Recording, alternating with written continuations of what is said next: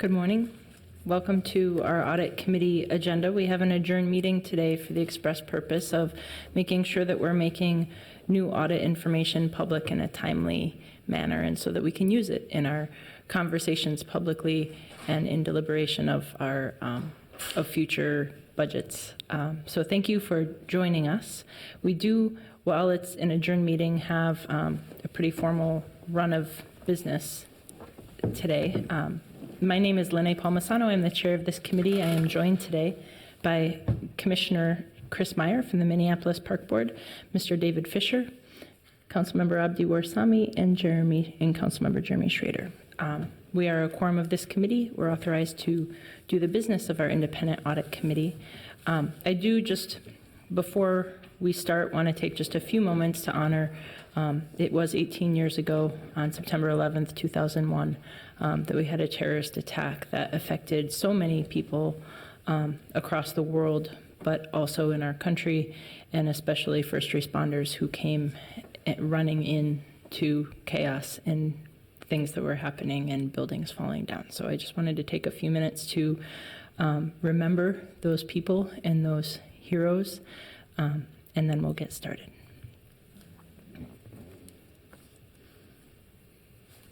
Thank you. I'd like to ask for our committee to formally adopt the agenda of this adjourned session, and also in front of you are the minutes from the last part of our meeting, which was on August 19th. Are there any questions or thoughts? If not, could I have a motion to do both of those things? So moved. It's been moved and seconded. All those in favor, please signify by saying aye. Aye. Thank you. The new business before us today is to receive and file and make public our audit work on the police off-duty, on our police off-duty work audit. Here to present that is Director Bigby and her staff. Did you want to go ahead and start? I also want to point out and thank all of the MPD leadership that are here, including Chief Arredondo, Assistant Chief Jose, Deputy Chief Waite, and Deputy Chief Halverson, and also Ms. McPherson in police finance. So thank you for being with us. Also from our team, our super awesome team, we have Stacy Bleskowski. Thank you for being here. Thank you, Chair Palmisano, Audit Committee members. I would like to call Chief Arredondo up to speak briefly because he's in high demand and has to leave. So I'll turn it over to Chief. Chief Arredondo, welcome. Thank you very much, Madam Chair Palmisano. Thank you. Distinguished committee members, thank you for allowing me an opportunity to speak before you this morning. I will be brief in my comments, but I really wanted to give my appreciation and thanks for your leadership in this very important topic. As Chief of Police, I am engaged in transformational change of the MPD culture with my team that is with me today. And I know that over decades of any organization, culture, whether good or bad, can intuitively become a part of that culture. Off-duty work has certainly been a part of the MPD culture for many decades, and as chief and as we go about this important transformational work, it's important for me to ensure that the off-duty culture is one that is in line with our MPD core values. And so I want to, again, this is important work. I know that this topic has been broached before many years ago. Unfortunately, for whatever reasons, we have not really had any actionable items to come from this. And at this day and age now, even more so, where I understand that there is a footprint and an impact where off-duty work is needed by the city, I also know that there's also an impact on the wellness of our officers. So I fully support to date the recommendations that Ms. Bigby and her team have come up with that discusses the importance of technology and tracking our off-duty work, that talks about strengthening our policies as it relates to off-duty work, making sure that that policy is in compliance, and also how even our assets in terms of fleet come into play with this here. So I stand before you to say that I truly value and appreciate your leadership on this very important subject, because it ultimately does impact our 400,000 plus residents here in the city, and it also impacts our workforce. And so I also feel very confident because of your leadership and because of the extreme valuable work of Ms. Bigby and her team doing some real data analysis and tracking of this. I believe we can finally, after decades of having conversations off and on, I believe we can finally actually have some actionable steps to make sure that operationally we are utilizing part-time or off-duty in the best interests of all of our communities here. But also make sure it's effective for the officers in taking into account their wellness as well. So I just want you to know, distinguished committee members, you do have my support as chief as you move this important work forward, and our teams will be here to help assist you and Ms. Bigby's team along the way. So thank you so very much. Thank you, Chief. I don't see any questions or comments for you yet specifically, but you being here to stand before us and to give weight to this audit in this moment means that I know that you take this seriously, and I thank you for all that you do. Thank you all very much.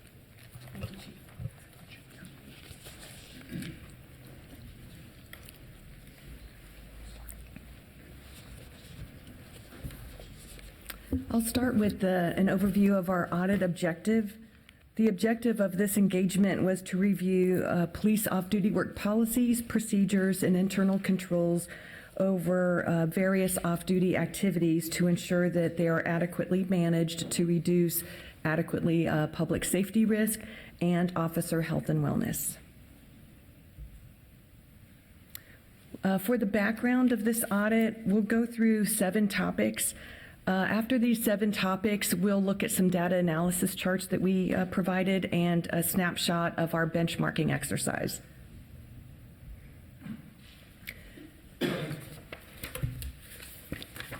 For the purposes of this audit, we're defining off-duty work as police work in the capacity of law enforcement that is provided for a secondary employer, meaning a local business or an event organizer who requests from the police department officers to work their off-duty shifts.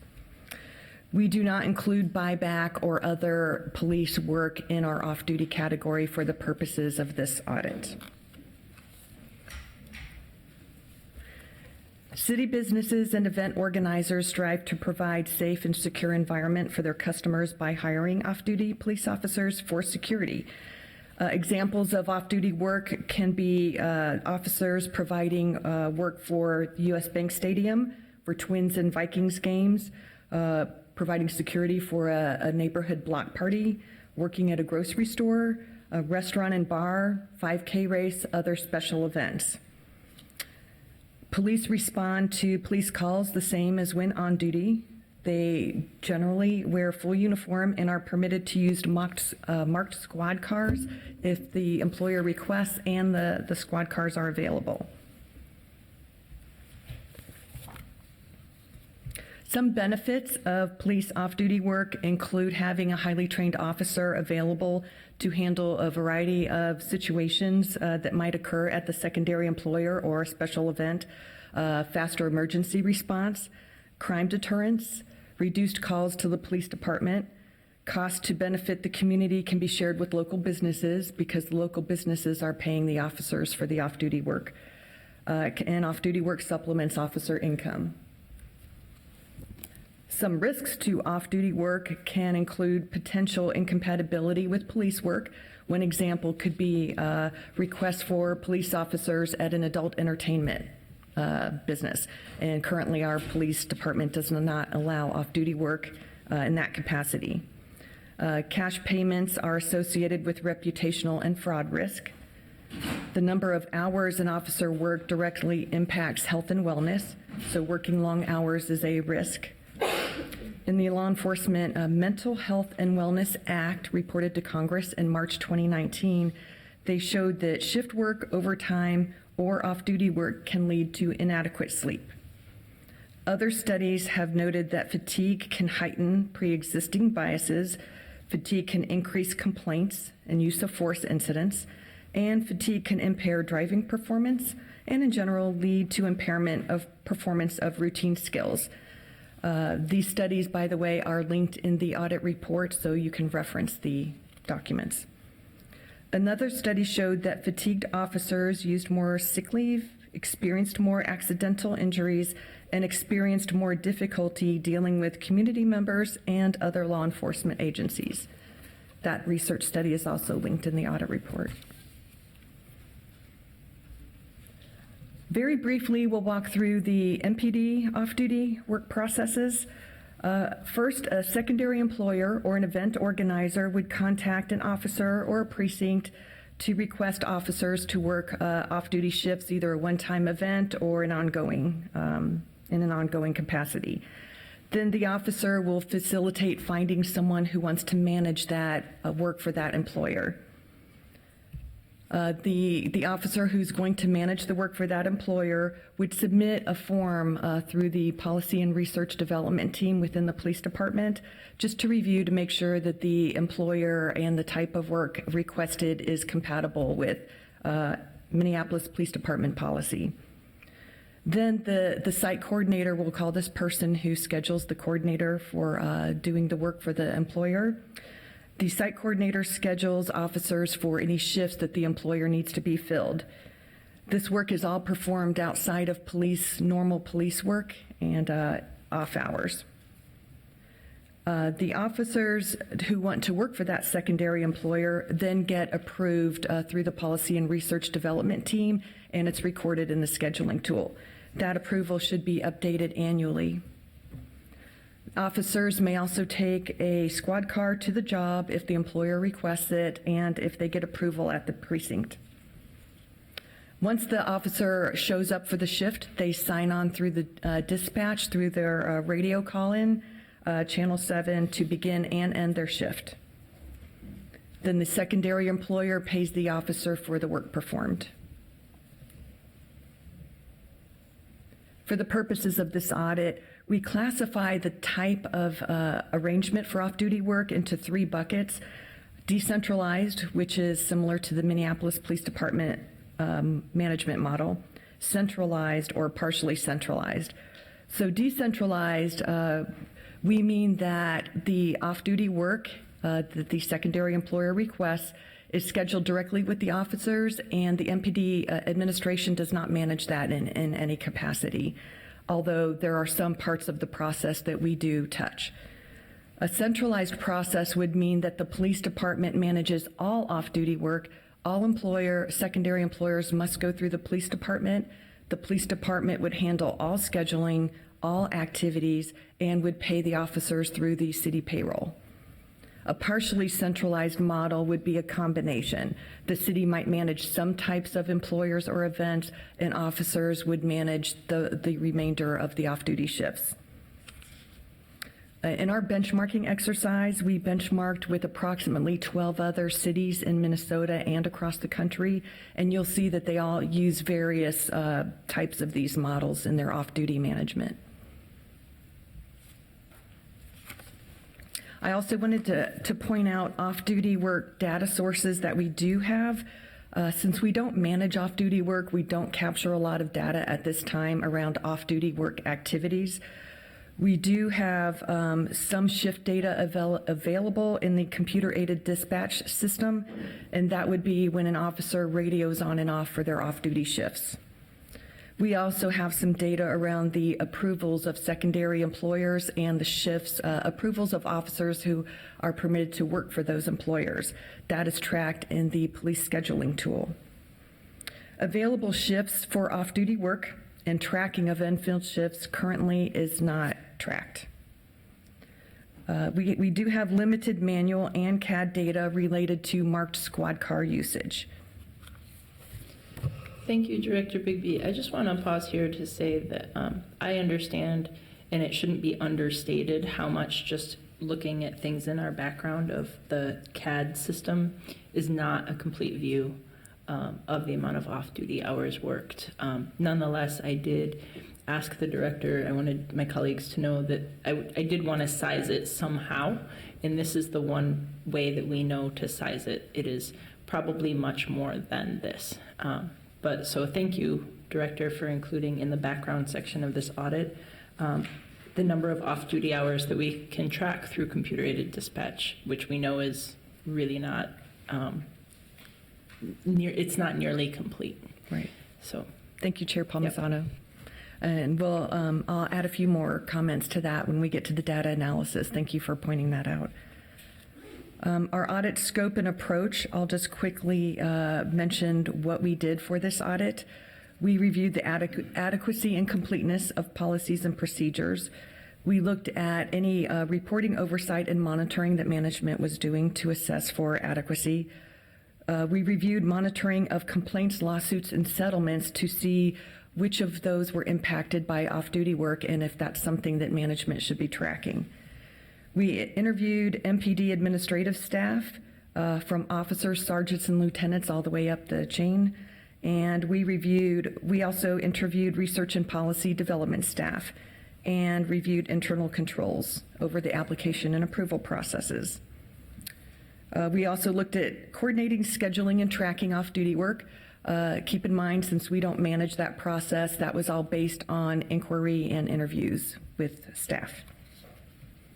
We surveyed a sample of local businesses. We sent approximately 600 survey requests, and we received about 57 responses, so a very low response rate, but it was still informative, and it might be an exercise that administration wants to do going forward periodically. We then conducted benchmarking, so we received approximately 12 survey responses and policies from other law enforcement agencies. And then finally, we did some data analysis based on the limited data that we do have. We can summarize our audit results into 4 primary audit issues. Technology enhancements are needed to improve tracking, management, reporting, and analysis of police off-duty work. The second issue, police off-duty work policy requirements should be strengthened. The third, oversight and monitoring for compliance with MPD off-duty work policy requirements is currently not performed. And fourth, controls should be strengthened for marked squad car usage related to off-duty work. I'd like to provide a little bit more detail on each of these issues, and then I'd like to call up Deputy Chief Halverson to speak to management action plans for these 4 issues.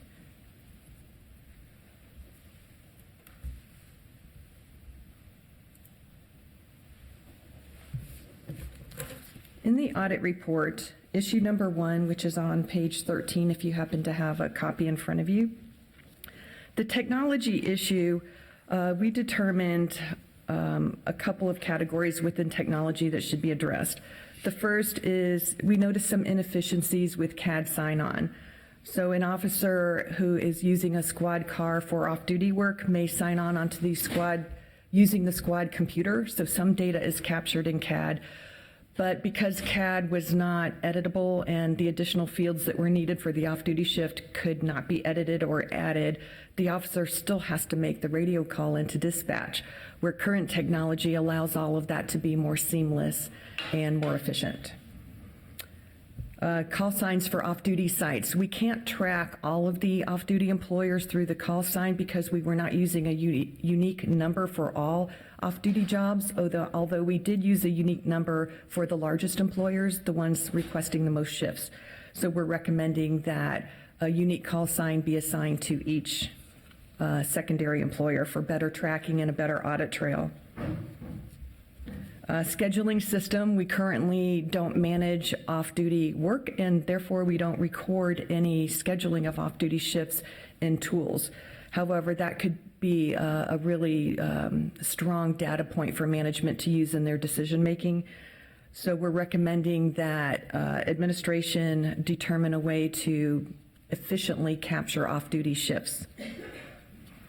And user access management in the current scheduling tool, we found some issues with officers being able to see some data across the platform.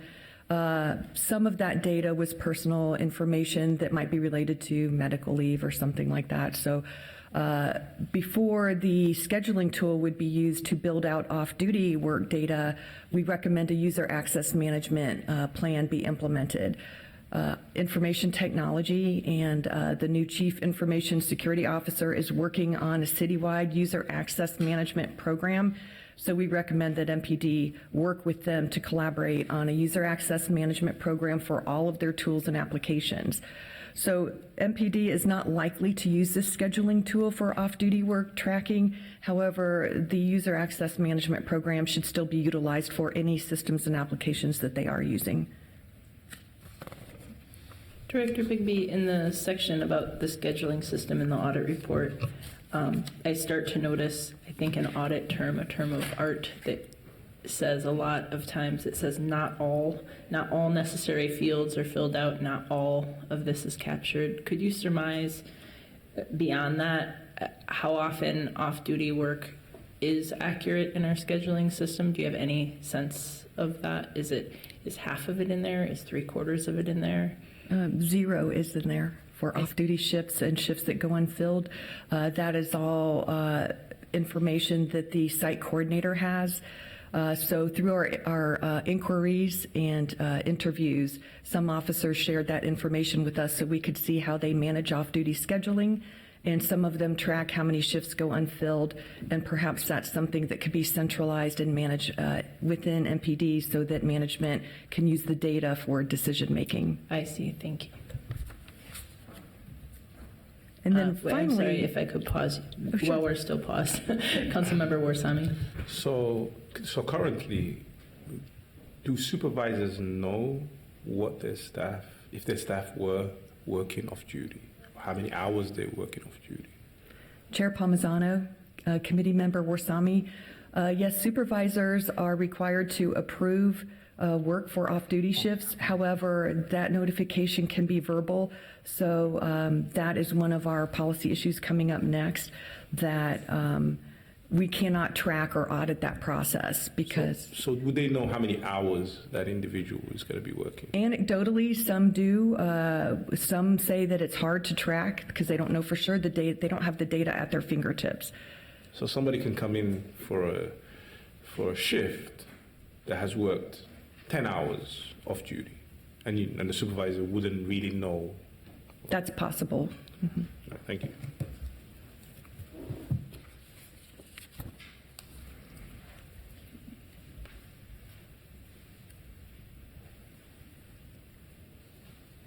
I think I'm going to highlight one item in the recommendation.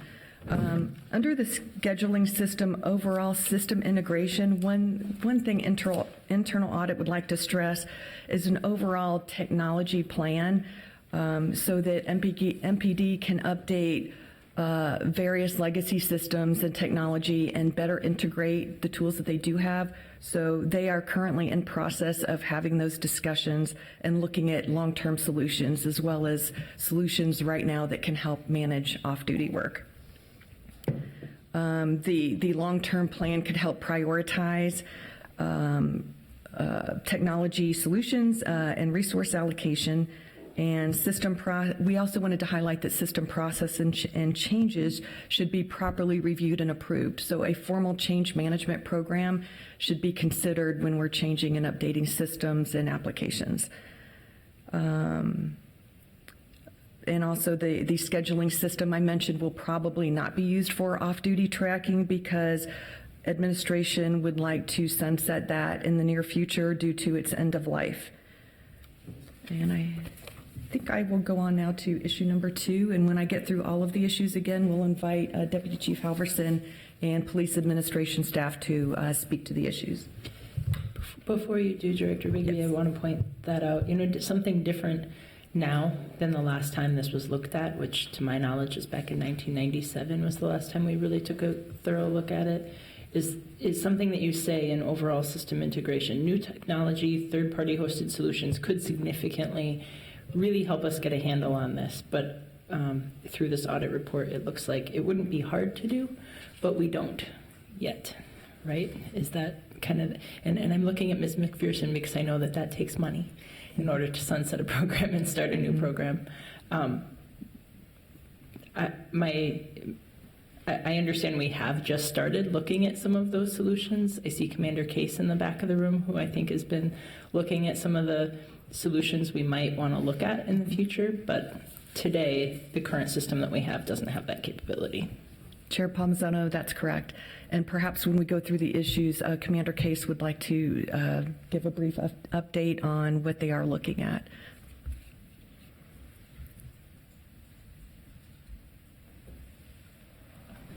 One other question, in the management, well, I can wait and direct the management action plan question to the deputy chief. I had a question about one of them within this issue. So, go ahead. For issue number 2, police off-duty work policy requirements should be strengthened. So the primary issue is the notification for off-duty hours worked in excess of an existing threshold of 64 hours can be verbal, and there's no way to determine if an officer did receive approval to work the off-duty shift because there's no documentation. So we're suggesting that management find a way to document that approval process to make it more formal. The risk is that verbal notifications do not provide an adequate audit trail, and it increases the risk of noncompliance with policy. Because there's currently not a control in place to review and monitor off-duty officer total hours worked, the policy could establish a base level at which formal electronic notification and review is required to work hours in excess of the established threshold. And then you could look at 64 hours per 7-day work period, or you could also look at the number of hours worked in a 24-hour period. Scheduling strategy should include a consideration of policy on maximum hours worked per shift and per week, inclusive of on-duty, overtime, and off-duty employment. Additional human resources will likely be needed to build out the policy and other MPD quality assurance activities. Oversight and monitoring responsibilities, so we'll get into the details of that in issue number 3, but we put it here as a mention in issue number 2 because the policy should establish roles and responsibilities for an oversight and monitoring function. And the oversight and monitoring meaning, are we making sure that the policy is being complied with? For the policy issue number 2, we had some additional considerations. A formal action plan is not needed for these additional considerations, but we'd like to point out our recommendations. We recommend that management strengthen requirements around an officer scheduling a supervisor for off-duty work. We didn't find evidence that that happens frequently, but it probably should be addressed in policy whether that is permitted or not. Scheduling one supervisor for off-duty work can increase the risk of conflict of interest and could negatively impact how an officer is treated while on duty. We recommend that management establish standard operating procedures. This experienced officers who do scheduling with local businesses know exactly what's going on, but if a new officer works with a local business for the first time, they may not communicate exactly the expectations of the employer or expectations of the officer working at that site. So a simple one-pager could help clarify minimum expectations and minimum discussion points to have with the secondary employer. A recommendation to eliminate cash payments. Cash payments are currently preferred by some officers and some businesses, but consideration should be given of public perception. So there could be public perception that cash payments compared to the benefits of accepting cash increases the risk of fraud. There's reputational risk. So we request that management at least think about accepting cash payments and possibly consider eliminating cash payments for off-duty work. We found that some cities in our benchmarking, but not all, do not allow any cash payments. Okay, are there any questions on issue number 2? Okay.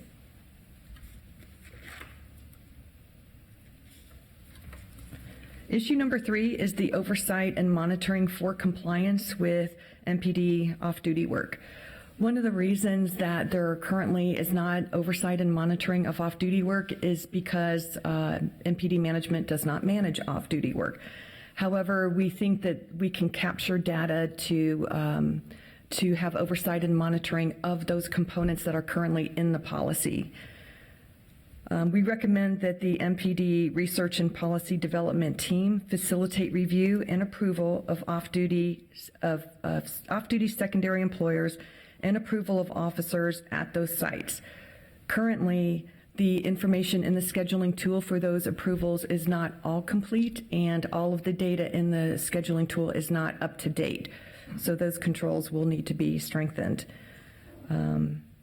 Not all officers who work for a secondary employer are approved in the scheduling system for that employer. So that's what we mean when we say that the data is not complete.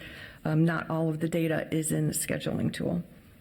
A lack of oversight and monitoring for compliance with off-duty work policy requirements increases the risk that the policy is not followed, and policy violations then would not be identified timely to adequately mitigate public safety risk and risk to officer health and wellness.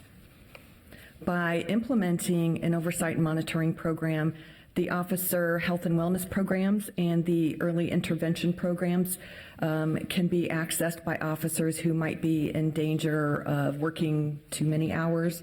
So we're suggesting that management come up with a range when a certain range of hours are being worked, total hours, off duty and on duty, that the officer health and wellness program monitor that and decide at what point should early intervention meet with those officers before there's a problem.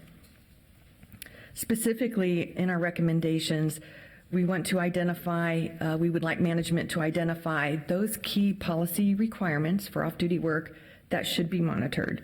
Then we would like management to collaborate with the information technology and data and analytics services to determine how best we can capture that data and use it in dashboards. So as Assistant Chief Jose has pointed out before, having an automated alert is extremely useful because officers and supervisors don't have a lot of time to scroll through dashboards, try to figure out where are my problem areas. So an automated alert system would be extremely beneficial for people who are performing the oversight and monitoring. When a policy compliance exception is identified, management should perform a root cause analysis. That can be very informal, but identifying why we have a problem can help mitigate future occurrences. First-time dashboards and reports we'd like to point out will require an adjustment period as exceptions are investigated, false positives are investigated, data quality issues are remediated. So it takes a little bit of time and cooperation to build out dashboard reporting for oversight and monitoring. The MPD has already done this for body-worn camera quality assurance, so we expect that they'll get up and running pretty quickly with this. We'd also like administration to collaborate with the Office of Police Conduct Review. The Office of Police Conduct Review currently are enhancing their tool for case reporting to better track any type of police work related to that incident. So there is some capability in the system. They are making those required fields. So it would be very easy then to pull up cases and settlements and determine which of these were related to off-duty work, which were related to other types of police work, and then OPCR, the Office of Police Conduct Review, could maybe annually provide that information to the oversight and monitoring team. We would also like management to begin to track and review the numbers and types of off-duty work shifts that go unfilled. And I think that can help enhance an overall picture of the demand for officers. So you have the demand for on-duty officers, the demand for overtime, the demand for off-duty officers. It would give you a bigger, complete picture. We realize that the data would not be complete, but it would help give perspective of overall community and department demand for police officers. We're not sure how that would be accomplished right now because off-duty work shifts currently are not being collected. We don't have data around that.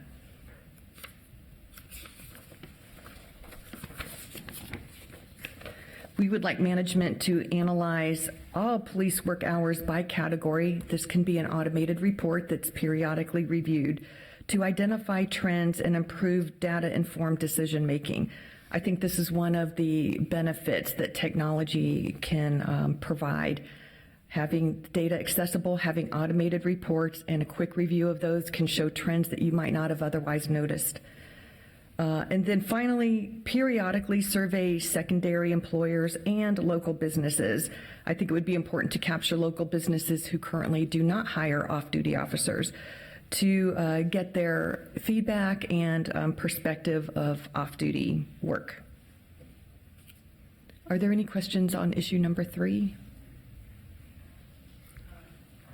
Sorry, there is Mr. Fisher. Thank you, Chair Palmisano.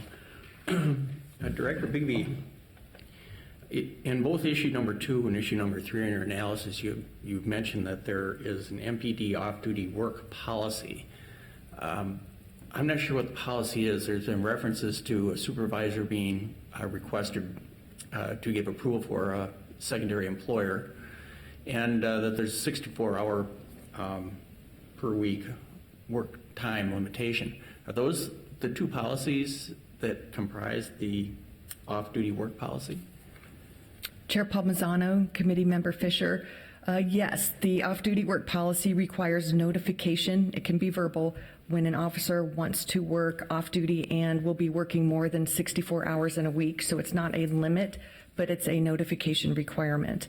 And then there is also a requirement to have the secondary employer added to the scheduling tool. So the research and policy team will review the secondary employer to determine that it is appropriate work for law enforcement personnel. Could I follow up? Thank you. Ms. Bigby, are there any criteria for the determination of who might make an appropriate secondary employer? For instance, can anyone out there ask for police off-duty work? Chair Palmisano, Committee Member Fisher, I think we'll have Deputy Chief Halverson speak to that further, but at this time, anybody can make the request.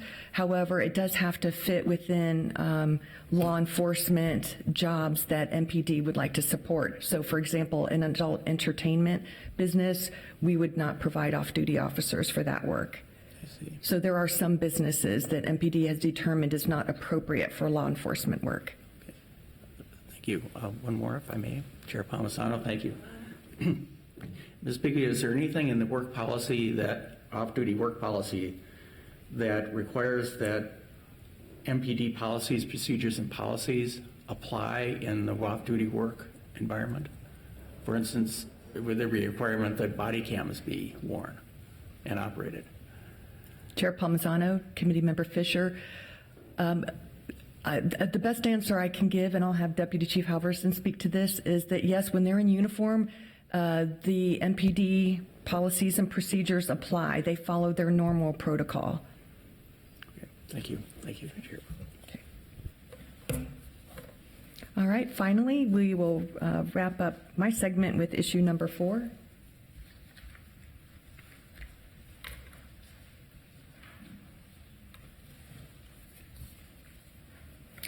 Issue number 4 is an observation that we made while conducting this audit.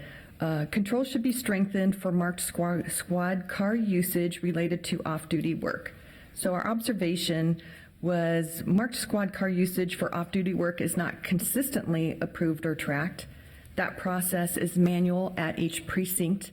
So an officer is required to get verbal approval from the supervisor on duty at the precinct to use a marked squad car for off-duty work, which is permitted by policy. The policy requires that squad car usage for off-duty work be approved by the precinct supervisor on duty and logged manually at the precinct. So the log is typically hanging on a wall within the precinct. Audit determined noncompliance occurs periodically at all 5 precincts. And this was determined through interviews and observations. The data that we have is only manual data on the logs. Squad cars located at the MPD service garage are sometimes taken by officers for on and off-duty work, which administration indicates is okay in certain circumstances and would have to be approved and logged, but this is inconsistently applied. It is not known whether officers always obtain authorization before taking a squad from the service garage because the activity is not tracked, and not all squad cars have GPS tracking capability. The service garage does not mark their parking areas to identify squads that are in a state of repair, meaning the areas outside where you park the cars that are waiting for service, which increases the risk that a squad under repair might be driven and possibly damaged. Our recommendation is that MPD management add GPS tracking to all of their squad cars. There is tracking on some of the squad cars, and enable dashboard monitoring, which is the benefit of having the GPS tracking data. Then you can have a dashboard at each precinct that just show where your resources are.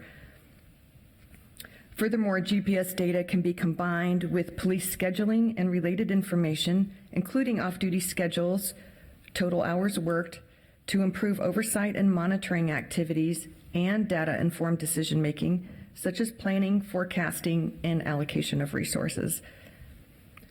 Police policy should be updated to clearly establish and communicate whether squad cars located at the service garage may be used for off-duty work, and how approvals will be tracked.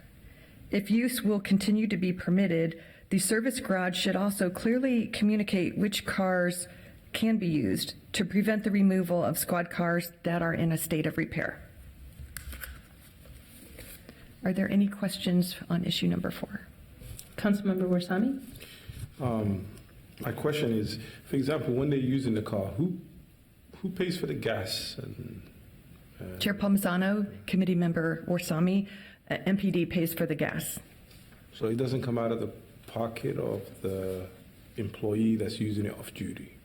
Chair Palmisano, Committee Member Warsame, MPD pays for all of the resources for off-duty work. Some cities do require that secondary employers share that cost, so that is a management model consideration that MPD can make. I'd like to note that in some situations, for very large secondary employers that require marked squad cars, MPD does charge them a rate per hour for the use of those squads. For other employers, the car can be used only if it's available. Okay. Director Bigby, could you give us an example of what are those really large employers? Sure. I'd like to defer that to Robin McPherson.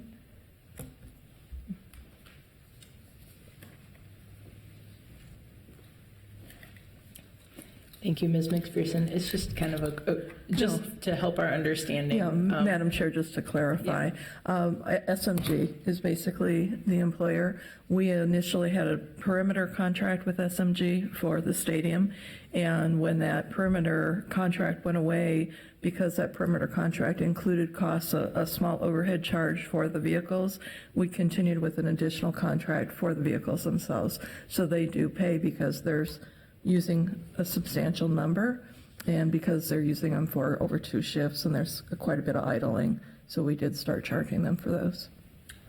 And Ms. McPherson, when you say 2 shifts, my understanding is that off-duty work or part-time work is in 4-hour shifts, though our own officer shifts are 10-hour shifts.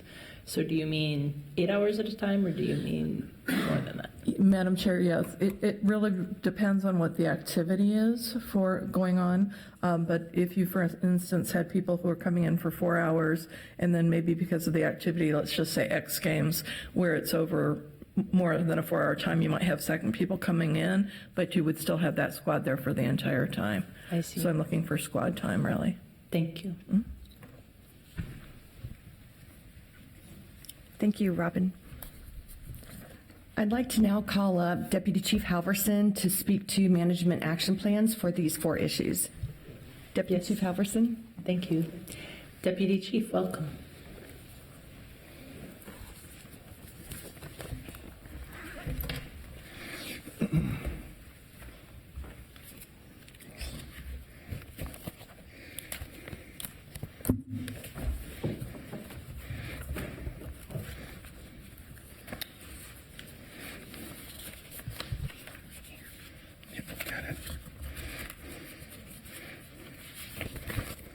Okay, Madam Chair, Palmisano, committee members, I appreciate the time to come and speak to you and give you some of the management action plans to Director Bigby. And first of all, I'd just like to reiterate what the chief said.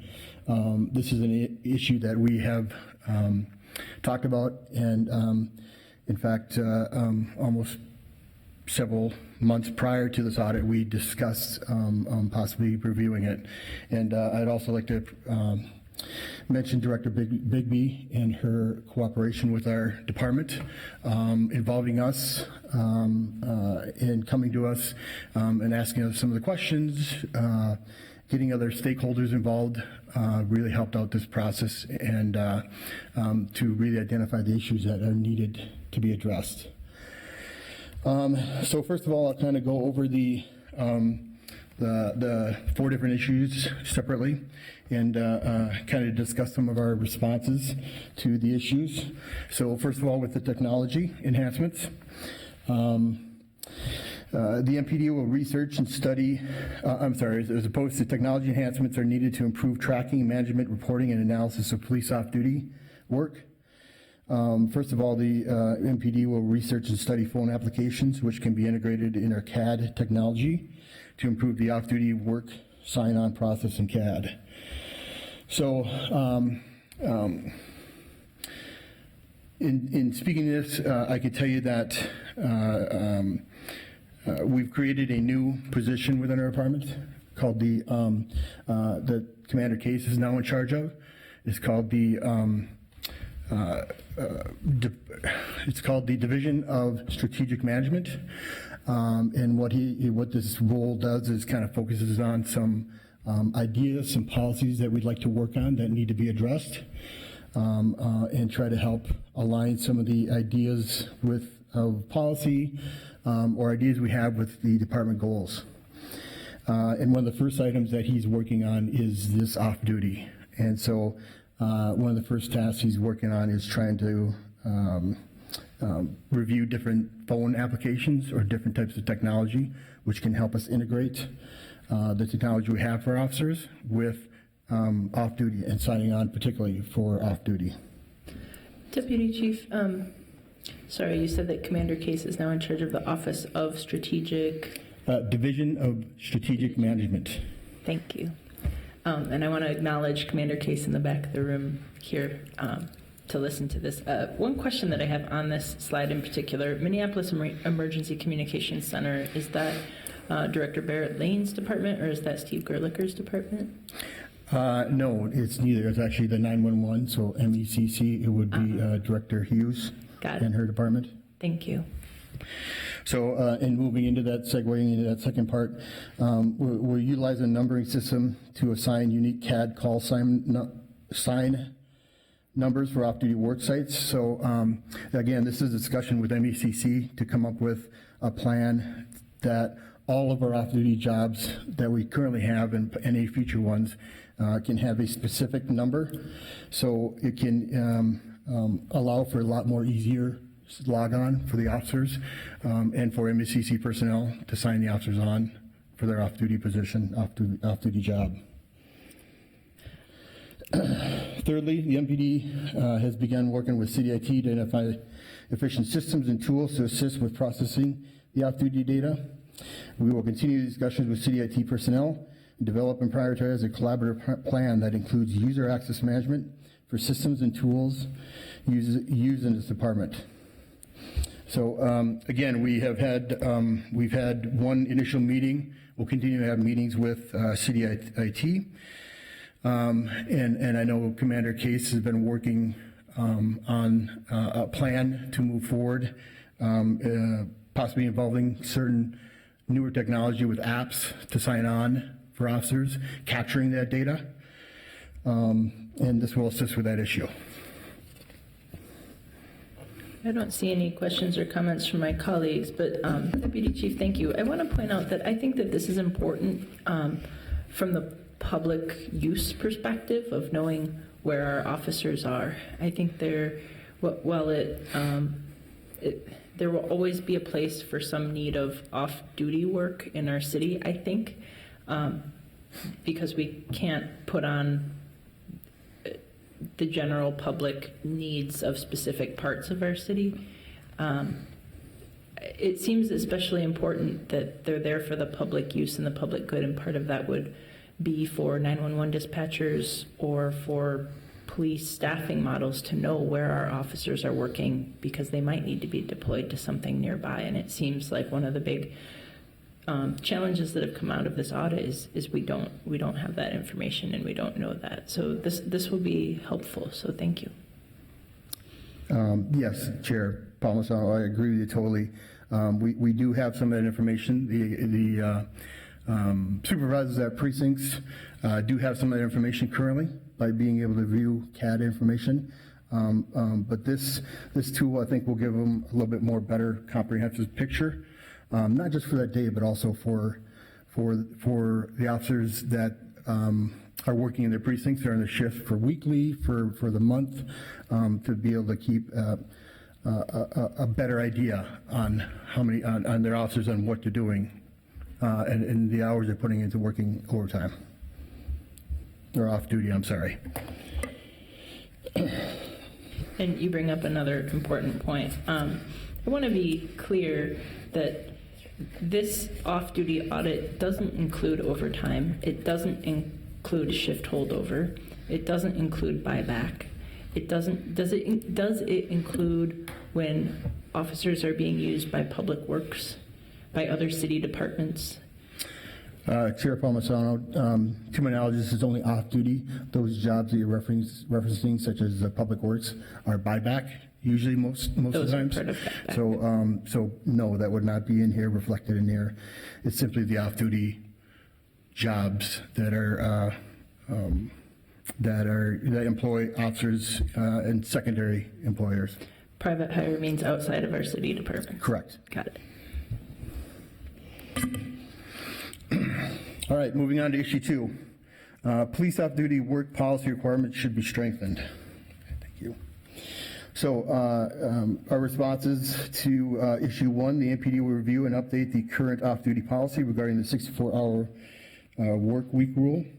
Using standardized model policies, MPD will consider current trends regarding off-duty work and consider other agency policies. So again, this is a point that would directly fall within Commander Case's new role. The research and development team is now under his command, and I know he's already beginning to have discussions with them regarding the review of the off-duty policy, and specifically reviewing the 64-hour work week. I think Director Bigby talked about it, possibly what's the best way to go forward, whether to look at it weekly for the officer, daily, weekly, or monthly, as far as best practices or best ways to go forward with the officers. I'm sorry, who did you say is looking at that already? Commander Case with his team, with the research development team. Commander Case. Issue 2, MPD will identify key roles and supervisors that can assist with oversight and monitoring of off-duty work and policy compliance. So I think this, Director Bigby did talk about supervisors sometimes having a lot on their plates. And it's possible that they have really helped out with the dashboards and really helped out with the raising our body-worn camera activations. And it's something we can review whether we would ask the supervisors to help out also with the off-duty review of their employees, maybe through dashboards. If not that, then possibly through our Administrative Services Division, which is Commander Granger, and he basically runs our quality assurance program and the EIS. And so he assisted with the body-worn camera improvements in our activation. It's discussions we're starting to have on what our best practice or best road is to go forth with this. Thirdly, MPD will review and update the current off-duty policy regarding scheduling of supervisors for off-duty work and create an SOP for establishing communication between officer and secondary employer. MPD will consider using standardized model policies, review current trends regarding off-duty work, and consider other agency policies. So I've worked in the past with our research and development on different policies. I've worked on the body-worn camera policy a couple times. And it really it really helps us take a look at other either model policies, other department policies, best practices to kind of take all that information in and kind of see where the trends are going. And I think we're starting to have those discussions to kind of decide what actually is our best route to go forth and address the issues within our policy. So Commander Case will be addressing that with his team, with research and development. Maybe you can speak to a little bit more on who's going to have discussing those topics. But usually some good, healthy review and discussion will help us address what issues we really want to tackle or improve within the policy. Any other questions? Before we move on to issue number 3, are there any questions or comments from my colleagues? I have one, and that's in the additional considerations from the audit report. It talks about reviewing all secondary employers for off-duty work on some, it suggests on an annual basis, but on some basis. And in my own conversations and understandings of off-duty work in our city, I think that's really an area that we'll want to dig into. I do think that the amounts of asks of off-duty work, it only has grown over time. It doesn't seem to have decreased.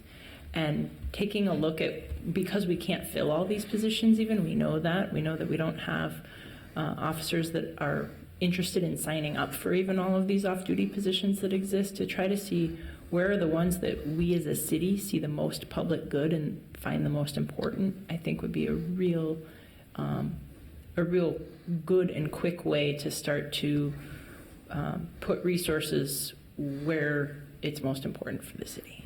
Yes, Madam Chair, Palmisano, currently off-duty, when the applications come in, they come through the research and development team. Usually if they fit within the parameters that we're looking for, whether it's uniform within the city, or possibly that it is a current job that's been approved, they usually approve the job. If there's questions that on a specific job that comes in, that's usually sent up to me to review. I take a look at that to decide whether it fits within the parameters of whether we want to have an officer working at that location. So the point I think that would be limiting us is that right now that information comes through and is kept in our scheduling system, our current scheduling system, which again, Director Bigby talked about that. We're looking to sunset that system probably within the next, at least within the next year and a half. So discussions on how that process, I think, will move forward may have to be determined on the new system that we're going to use. But, there's possibly some other things we could do to review to update it, at least so we have the information currently now until we do decide on that system to move forward.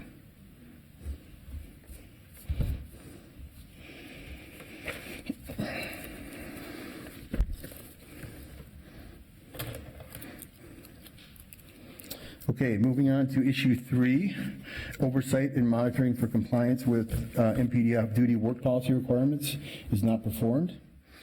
So the management action plan to this issue is that we'll determine the key off-duty policy requirements, will be monitored in frequency, identify roles and responsibilities for the monitoring process, define a process to follow up and track issues as they arise.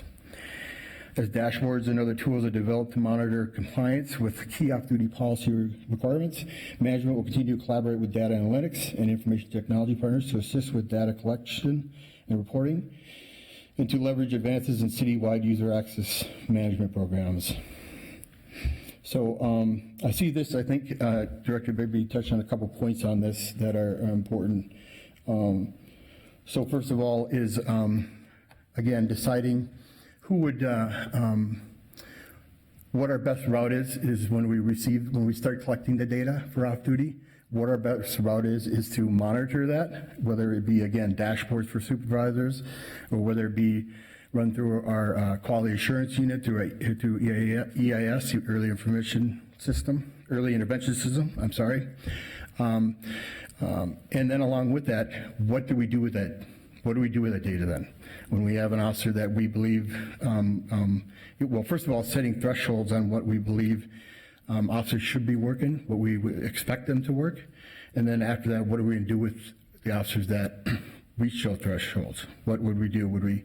I think our best bet, our best review is performance management. We try to speak to officers, educate them about the policy, what we're looking at, why we want to go forth with policy. Again, our perspective on this is health and wellness for our employees, health and wellness for employees so they can better serve the citizens of Minneapolis. So ensuring that we are taking that correct path or the best path to use that data properly and to our advantage for our employees and for the citizens of Minneapolis. The second big part to this, I think, is I think Director Bigby talked about the user permissions that we're have been advised of, and that we're working again with City IT along all our platforms and primarily our scheduling system to try to address that issue. We just started discussions with them on what we can do to try to address this issue with our current scheduling system, but we're not sure how much.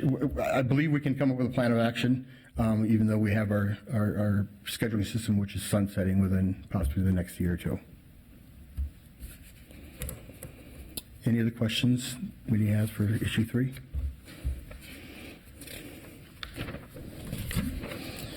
Okay, finally moving on to issue number 4, marked squad usage. Control should be strengthened for marked squad usage related to off-duty work. I'm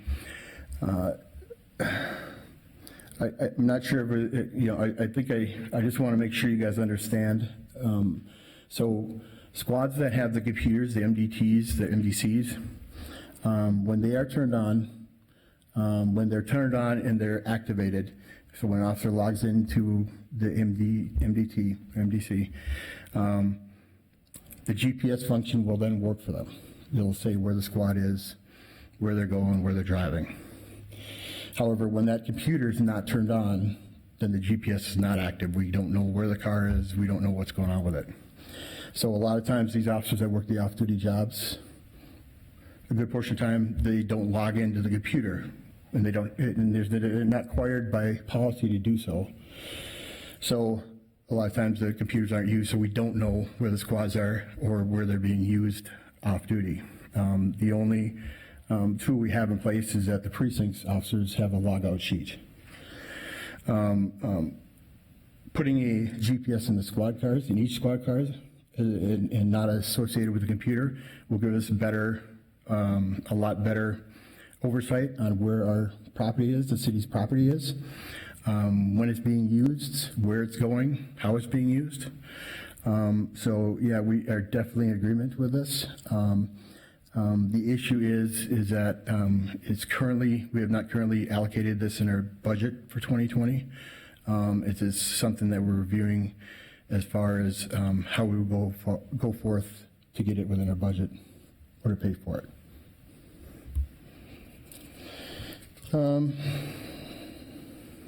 Along with that is, we could look at tightening up the policy a little bit regarding the squads that are in service the squads that are in service at the garage. Director Bigby spoke about some of the officers taking squads at the garage, and then maybe also a discussion with the garage, trying to keep a better location or idea where the squads are there in service that are done, and ones that need to be worked on or that are being worked on. That is all I have for issue 4. Any questions from the committee? Are there any questions on marked squads, Councilmember Schrader?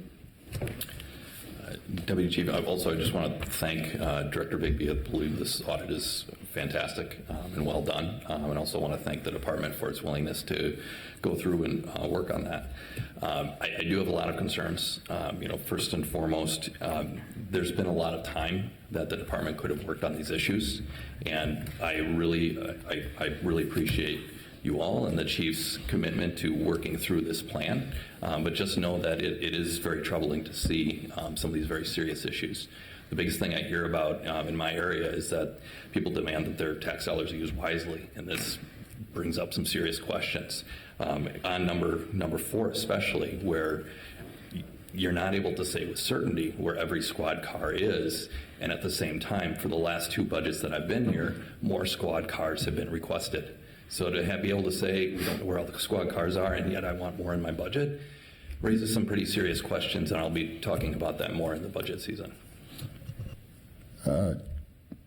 Chairperson Palmisano and Committee Manager Schrader, I understand your concerns. I understand what you're saying. A couple things. One, I think we have been the issues about part-time here have been coming to more of a head, I think, for the city and for us. So it's something that, again, like I said, we talked about this issue and we started addressing it or looking at it probably near midway through, several months before the audit was slated to begin. So it's something we have addressed, or we realized, now maybe we could have realized a little bit sooner. Yes, I agree with that. 2, as for the squad cars, it's this is going to be important that we understand where our equipment is, and it's being accountable to the citizens, to be accountable to the citizens of Minneapolis, saying yes, we understand, we need to know where our equipment is. This is taxpayer money that is funding us and is giving us equipment, and it's something that I think, quite frankly, we didn't realize the seriousness of it until this came out. So, but it's something we're definitely going to address. Thank you for that. I also, just one other concern is it sounds like the previous policy was just a pen and paper and a clipboard. And while we're looking at GPS, and that's something, I'd be open to talking about more, I do have concerns that a much cheaper technology like pen and paper did not work, and now we're moving to GPS. I would just make sure we're asking the questions of what's needed. If it is something that, if we could just have a stricter policy and enforcement of that policy, do we need to have this much more expensive technology? Chair Palmisano and Committee Member Schrader, yes. I think that the idea of pen and paper at first definitely, maybe had its time when it was when people followed it a lot more. Yes, I agree. But again, over time, it probably just the technology, the ease of it, the probably lack of oversight of it is the biggest issue. While it's at the precincts, it can be difficult sometimes to remember to do the review of the squad, reviewing the paper for the sign-up sheet for the squads, along with all the other responsibilities that a precinct inspector or supervisor may have. So by us putting someone in place, doing that oversight, will hopefully take that responsibility out of their hands and give us more ability to review it and hold people more accountable. I think that's the biggest idea, is that, we need to hold ourselves more accountable to the citizens and saying, yes, it's your equipment, we need to know where it is, and we're going to do something to ensure that we have a better idea of where the property is. Thank you. Thank you. Thank you, Councilmember Schrader. I think I take a little bit of a different position on that, in that, to me, the difficulty in wrapping my head around part-time work is when you're wearing a uniform and you're out on our street, who do you really work for?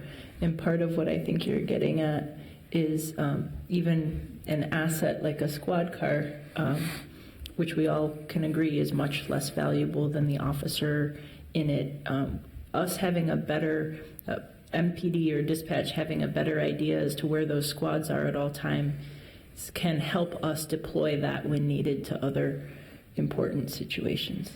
Is that agreeable? I appreciate the clarification, Madam Chair. I think I'm more trying to point to a bigger issue of just the transparency you talked about and the accountability, just to make sure it's one thing, like, we're talking very internally here, but just out on the street, what it looks like to the public. Thank you. Are there any other comments or questions from my colleagues? I'm not seeing any. Did you have any other more prepared remarks that you wanted to share? Chairperson Palmisano, I do not. Again, I appreciate the time to come up here and speak to these issues. And again, can reiterate to you what the chief had said to you, that we appreciate being involved in this and being able to be a solution to these issues, these problems. And we will, definitely be held accountable for addressing these issues. Yes, you will. I really appreciate this audit because for the first time, and we have looked at this in the past, I did last week get some of those old reports, and I have been going through them, but this seems to be the first time we're really approaching this with this much data and with the wellness of our officers' perspective in mind. This seems similar to the way other professions are going, like mandatory maximums for people in public service and emergency kinds of professions, or medical professions, mandatory write-ups for workers who are dealing with really risky equipment, something like MnDOT and their snowplow drivers. Reports need to be made when one of those drivers hasn't had an opportunity to have what for them would be an adequate rest period. And in our already strapped staffing and service delivery model, even just looking at the CAD data, which we know is tremendously incomplete, it looks like, with my own math, it seems like private entities are funding what seems to equate to 63 full-time positions worth of off-duty hours, right? If to put those into 10-hour shifts, if to put an officer on it who would have things in a year like training time and vacation time, it seems to me that this is approximately 63 full-time shifts that private entities in our city are paying for. And while we could have more robust discussion and we've just gotten this, it seems like that's an important conversation to have, that also are 63 full-time positions worth of hours that are being spread out across officers who already have full-time jobs. So I think that that's problematic, and that working while fatigued is proven to have more mistakes, and it's well documented. So if we as a city are serious about the wellness and the mental health of our officers, this is a lot to take in, and I'm glad that for the first time it seems we're really approaching it from that perspective. So thank you for being here. Thank you. Director Bigby, is there anything more you want to add? Thank you very much, Deputy Chief Halverson. We have an example of our data analysis that I'd like to show you. So this tab shows data analysis, and please keep in mind this is very limited data for off-duty work. The Data and Analytics Services team, led by Stacy Blaskowski, who's here today in case you have questions that I can't answer.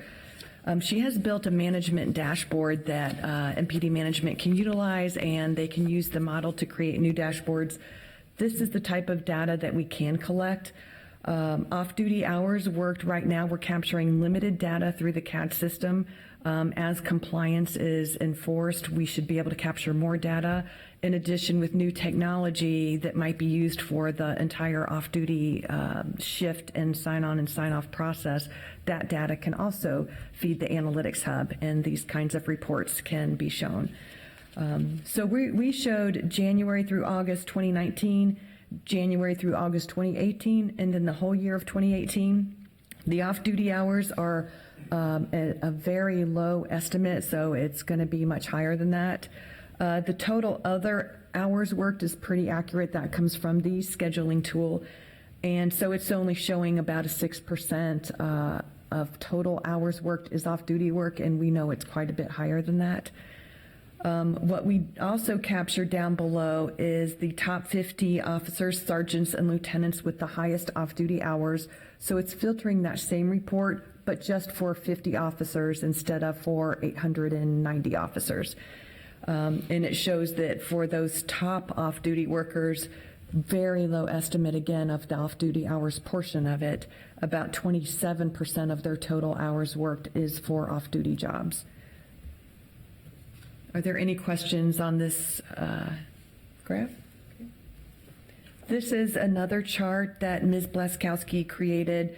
It shows the number of officers in a week. If you start from the left, January 1st, 2018, going all the way to the right, July 31st, 2019, for each reporting period, the number of officers who work more than 64 hours in a week.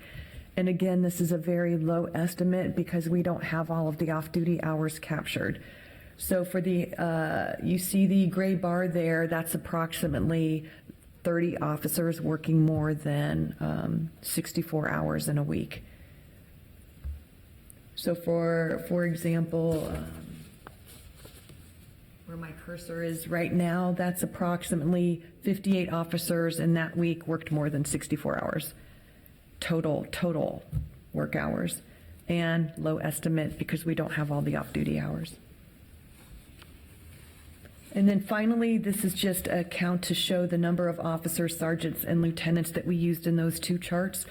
The number of sworn officers as of August 31st was 849 as of August 31st, 2019. And then the number of officers who worked one or more off-duty shifts, only looking at officers, sergeants, and lieutenants, which is almost all of the sworn staff. About 77% in 2018 and 71% in 2019 worked at least one off-duty shift. And then to the right, the number of officers who worked more than 64 hours in a week, at least 5 times during the year. We have 98 officers in 2018 and 65 officers in 2019 out of 849 officers. Again, this is an extremely low estimate because we don't even know some of the off-duty shifts that were worked. But this is what management could monitor. And finally, in the audit report are the benchmarking surveys in Appendix A. And it lists, first we do a benchmarking chart with other Minnesota cities, and then we do benchmarking with approximately 8 other cities across the nation. And it's interesting, it shows a few questions about how they manage off-duty, whether they cover liability insurance for their officers or they ask secondary employers to share in the costs of liability insurance. Are there any questions on that, the benchmarking? No, just to reiterate something that you said earlier, that I think that it's not saying that we are looking to compare ourselves to these cities or that these are the right cities to compare ourselves to, but these are the ones that responded to your survey. Is that correct? Yes, Chair Palmisano, that's correct. We selected of the 25 cities that we reached out to our typical benchmarking cities, but then we expected a lower response rate, so we expanded that, and we did get about a 50% response, so that was nice. I think it's interesting. It looks like it's pretty common for departments to have a centralized system in place. It's pretty common now. Yeah, it was more common than we expected.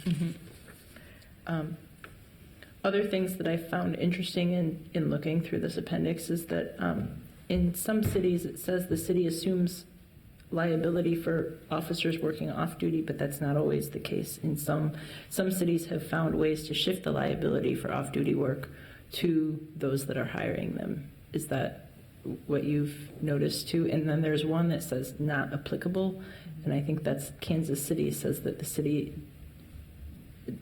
assumption of liability for officers working off-duty, it says not applicable. Can you expand on that? Chair Palmisano, keep in mind the surveys are voluntary and filled out by a person and are subject to error, so we're relying on what responses they provided. I see. So maybe they didn't answer that question. Is that okay?